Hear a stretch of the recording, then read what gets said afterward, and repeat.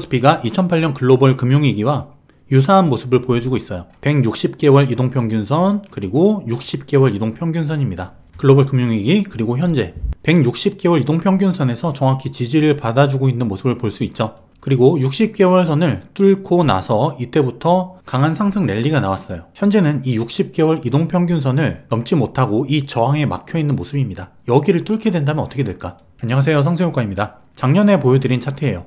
미 중간선거 이후 증시, 과거 역사적으로 봤을 때 미국 증시는 미국 중간선거가 있는 그 해, 그 이후에는 이렇게 반드시 상승했던 모습을 볼 수 있습니다. 거의 100%였어요. 그렇기 때문에 이번에도 작년 11월 이후 반등장이 찾아올 가능성이 높다고 말씀을 드렸었는데 실제 어떻게 됐을까? 작년 중간선거 이후 실제 증시는 큰 폭의 반등을 보여줬습니다. 과거의 역사적인 흐름과 동일하게 움직였던 거죠.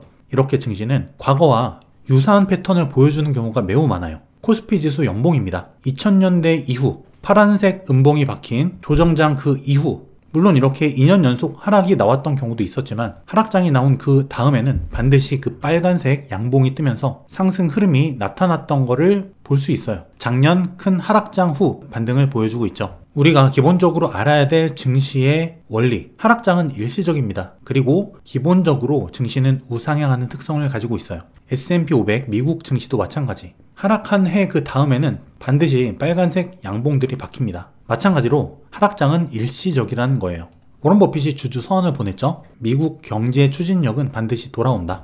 우리는 여전히 불어오는 순풍을 기대하고 있다. 자기 비판과 자기 회의에 몸부림치지 말라. 장기적으로 미국에 반하는 방향으로 투자를 하지 말라. 워런 버핏 또한 30조 원 가까운 순손실을 냈어요. 하지만 워런 버핏은 지나놓고 보면은 90% 이상의 확률로 올바른 투자 판단을 했다는 경우가 드러날 때가 많아요. 워런 버핏은 항상 미국 시장에 베팅을 했죠. 위기가 왔을 땐 사 모았어요. 그리고 항상 현금 비중을 보유했습니다. 그랬기 때문에 위기가 왔을 때 베팅을 할 수 있었던 거죠. 그리고 시장이 살아난 다음에는 그 몇 배 이상의 과실을 따먹을 수가 있었어요. 지금 시점 우리가 반드시 기억해야 할 부분이기도 합니다. 그럼 현재의 조정은 어떤 상황일까? 지금 2월달 조정, 경기 지표가 좋아지고 있어요. 미국 경기 지표 좋아지니 다시 긴축 우려.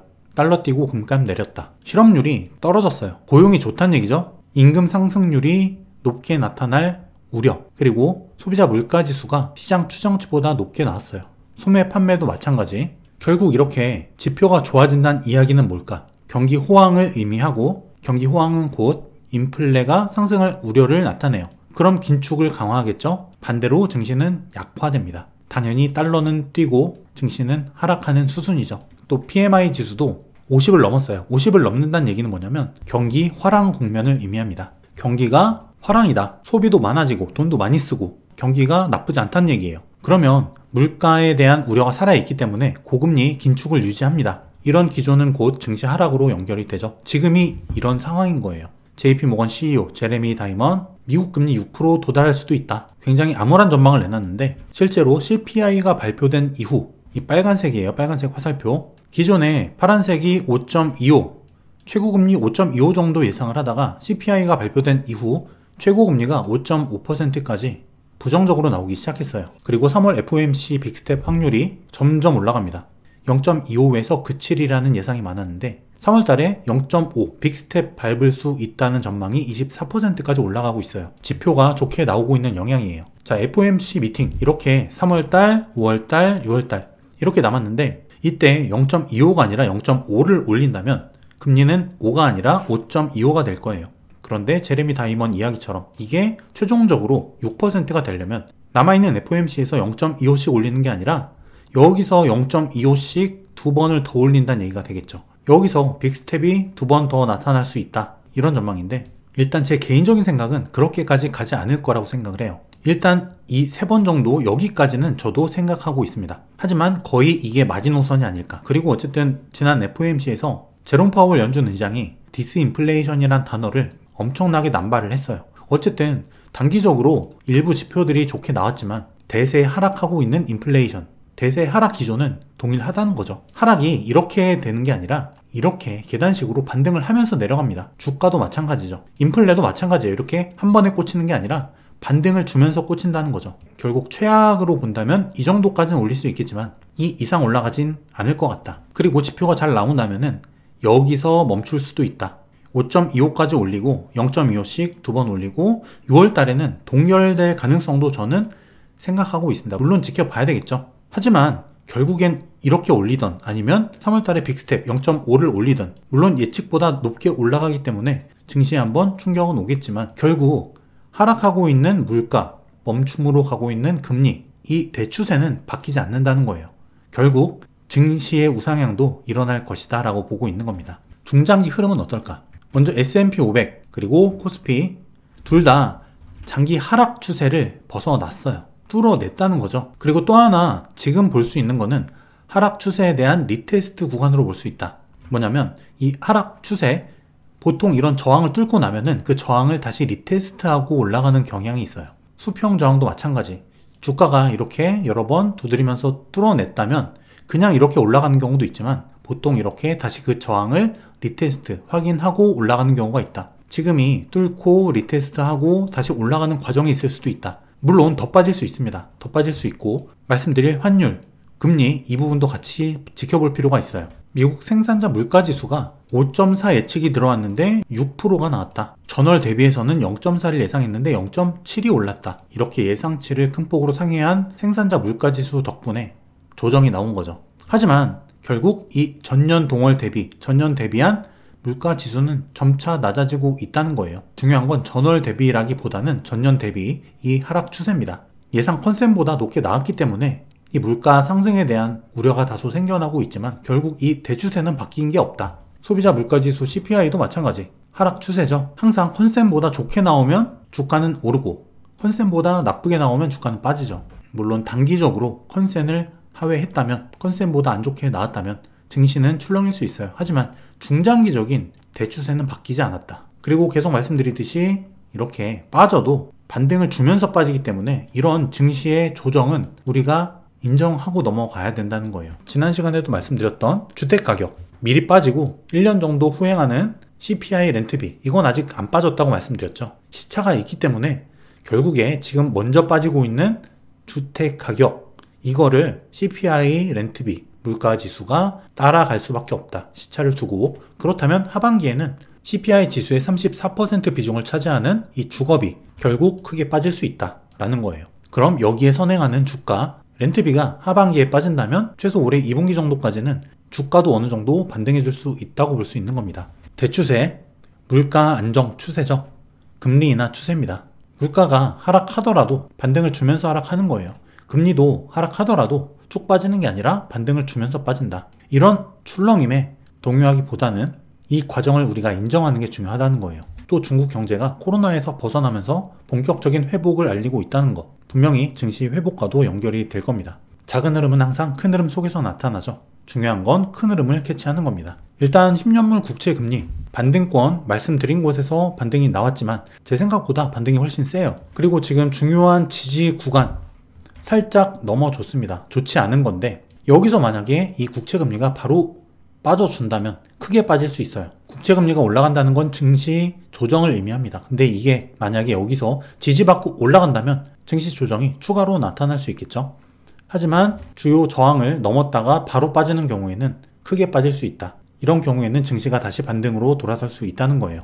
환율은 어떨까? 환율은 지금 매우 중요한 구간 하락폭의 2분의 1까지 반등을 했습니다. 1330원 근처까지 왔죠. 위에서부터 빠진 이 하락폭의 반절까지 반등했기 때문에 다시 빠져도 너무나 자연스럽다. 만약에 추가로 반등이 온다면 하락폭의 62% 구간 이 정도 부분까지 상승해 줄 수는 있어요. 그렇다면 이만큼의 환율 추가 상승 여력이 있다는 거죠. 이 얘기는 이만큼의 증시 조정 여력이 있다는 것과 마찬가지가 됩니다. 그런데 1차적으로 지금 달러 인덱스가 조정권에 걸려있기 때문에 환율도 충분히 여기서 빠지고 하락을 해주더라도 전혀 이상하지 않아요. 하지만 우리는 최악의 경우 이 정도까지는 열어놓자는 겁니다. 즉 증시 조정이 이만큼은 나올 수 있다. 하지만 일단 제가 생각했던 마지노선 어느 정도까지는 도달했어요. 여기서 빠지길 기대해 봐야겠죠. 이렇게 환율이 급등하면서 외국인들의 순매수, 코스피 순매수가 급격히 줄어들기 시작합니다.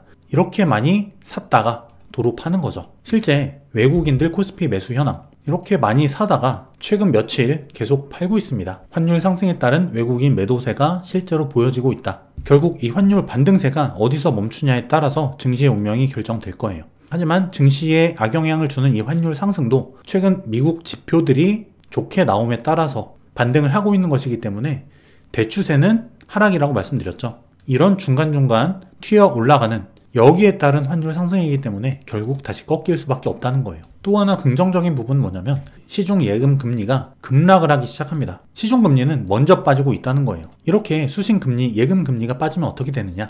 은행에 돈 맡긴 사람들이 줄어들어요. 은행에서 돈 빼서 증시로 흘러들어갈 가능성이 높다. 실제 자산 운용사, 예치한 돈이 늘어나고 있어요. 은행에선 돈이 빠지고 있죠.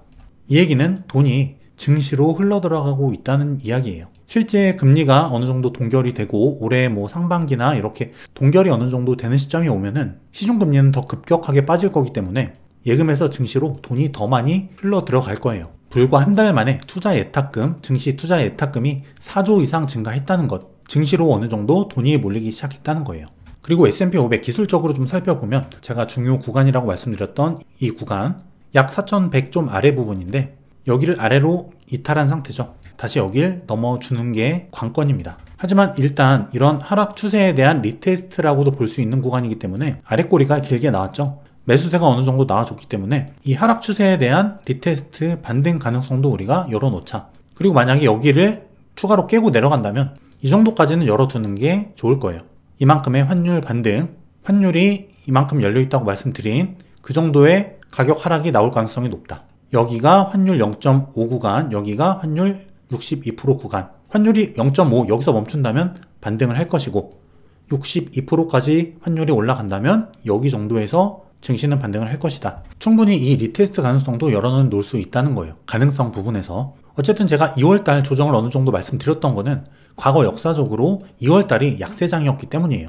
특히 1월달에 증시 상승이 강한 만큼 2월달 조정은 크게 나옵니다. 하지만 오른 상승폭에 비해서 조정폭이 이 정도면은 큰 편이 아닌 거예요. 굉장히 양호한 조정이죠. 그리고 미 증시와 한국 증시를 비교해보면은 S&P 500은 하락폭의 반절 회복을 해줬다. 여기까지 반등했다. 반대로 코스피는 하락폭의 38%도 회복을 못했다. S&P 500보다 덜 올랐다는 거죠. 추가 반등 여력은 미 증시보다 코스피가 더 있다. 밸류에이션 측면으로 보더라도 S&P 500은 PER 17.9배, 코스피 PBR 0.93배. 코스피는 여전한 저평가다. 그리고 S&P 500은 평균 구간이다. 밸류만 놓고 보자면 코스피가 좀 더 싸다는 거예요. 그리고 덜 반등을 해줬기 때문에 향후 추가로 반등할 여력이 있다. 그리고 코스피 같은 경우는 지금 여기 2500을 못 넘고 있는데 여기까지가 굉장히 두터운 매물대거든요. 2500. 대신에 2500을 넘으면 여기만 넘어주면 이 위에는 생각보다 매물대가 적다는 거예요.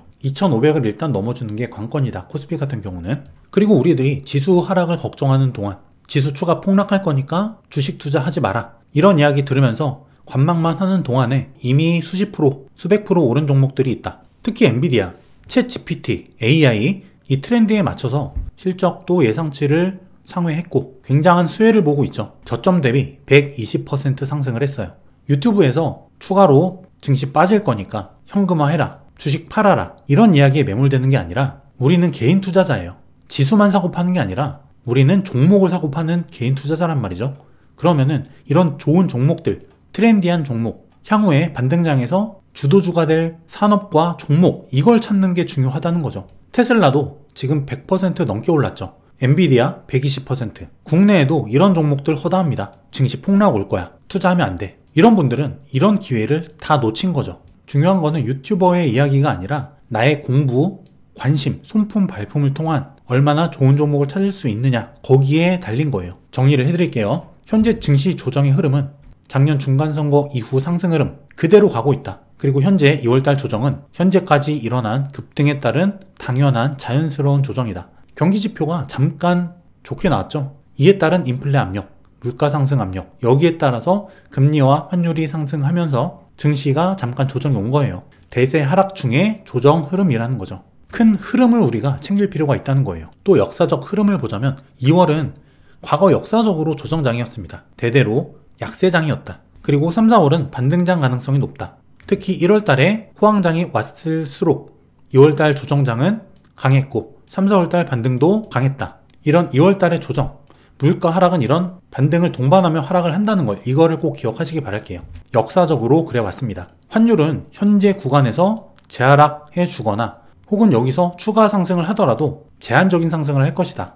여기서 막히고 다시 하락할 것이다. 현재 증시 변곡점과 연결이 돼 있죠. 증시가 뚫고 리테스트 구간에 와 있는데 환율이 저항에 막혀 있다. 여기서 빠진다면 증시는 반등할 거예요.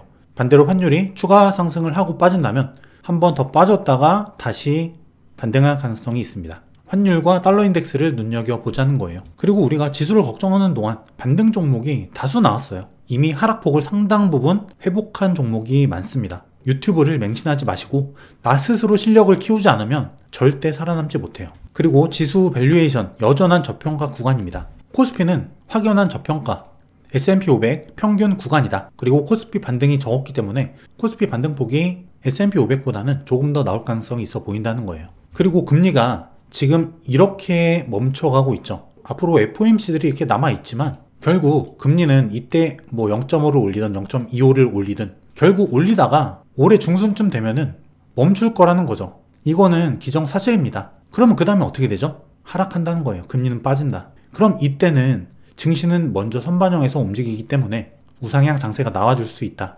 단기적인 흐름이 아니라 금리 멈추는 시점이 반드시 올 거기 때문에 여기에 집중하자. 제 이야기도 마찬가지고 다른 유튜버의 이야기도 마찬가지고 참고만 하셔야 돼요. 결국 내 실력이 나를 살린다는 걸 잊지 마시기 바랍니다. 제가 머니앤클래스에서 한번 배워 평생 써먹는 손실 없는 주식 투자 클래스를 오픈을 했어요. 지금까지 제 강의를 들으셨던 분들의 후기를 보면은 굉장히 만족을 하셨고 많은 도움을 얻어가고 계세요. 주식 투자의 기본, 투자 원칙과 마인드셋, 그리고 개미들이 손실을 보는 원리, 그리고 기업 분석, 목표 주가 구하는 방법, 차트 분석, 그리고 돈이 벌리는 주도주와 주도업종을 찾는 방법, 달러 환율을 이용한 투자 수익 극대화 방법, 돈 버는 실전 매매 노하우, 경제 위기를 예측하고 수익 내는 방법, 그리고 우리들이 평생 지켜야 할 투자 원칙들, 주식 초보와 주린이 분들한테 꼭 필요한 내용이에요. 고정 댓글에 링크 남겨드릴 테니까 이 강의를 통해서 손실 없는 주식 투자, 여러분들만의 원칙을 가지는 투자, 주린이가 아니라 진정한 투자자로 거듭날 수 있는 여러분들이 되시길 바라겠습니다. 벌써 3월이죠? 많이 공부하시고 열공하시는 여러분들 되시길 바랍니다. 다음 시간에 더 좋은 콘텐츠로 찾아올게요. 감사합니다.